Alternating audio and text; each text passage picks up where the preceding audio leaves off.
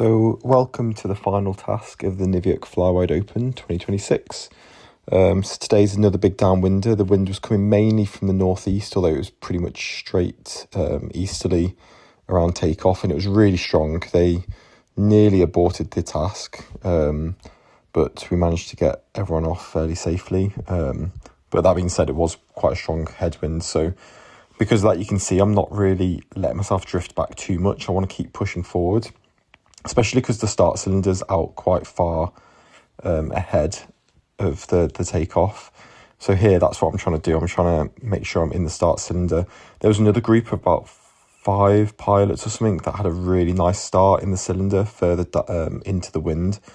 And they ended up, completing the task really quickly. So I was trying to push ahead, but not many people were really following me. But then I got a couple of people that kind of joined me eventually, which gave us a really, really nice head start, actually.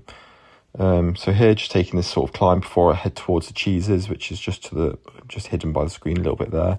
I'm aiming just to the right of these villages here, because I'm imagining that's where the thermals are going to be drifting to. And here, ideally, I'd like to be heading more towards the horseshoe, which is on the left, so that I can hit the turn point higher upwind, get some more lead out points, and have more of a downwind section. But most pilots are heading towards the cheeses, so at this point I kind of got caught up by the main gaggle. So go with the flow rather than fighting it. But here a lot of people are sinking out, especially on the long sort of crossing from the cheeses here to the next point, which is on the other side of the valley. And so I really turn down the gears now and go really slowly. In fact, you can see at times now I'm going back towards the cheese just to, stay in really small thermals, because everyone's just dropping like flies.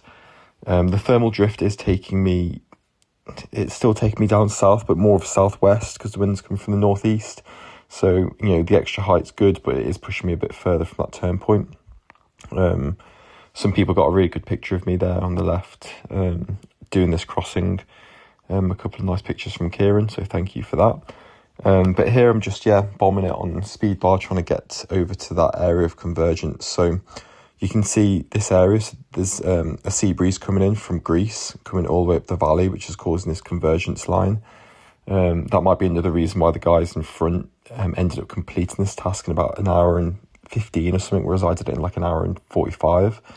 But you can see here a lot of people stopped to turn here, but I'm just bombing it straight along the convergence line, because I was getting loads of height just going straight forwards. And then here's massive sink down the bottom side of it. I think I've got -8, -9. I've never heard my Vario make such sad noises. But yeah, here I make it finally into goal. Really, really quite strong wind down at landing.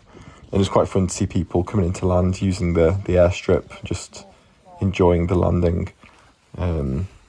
And so, it was a really good task, really challenging. Lots of people came down, but I ended up making it in pretty good time amongst the main gaggle, except for those legends that kind of got there before the sea breeze got in.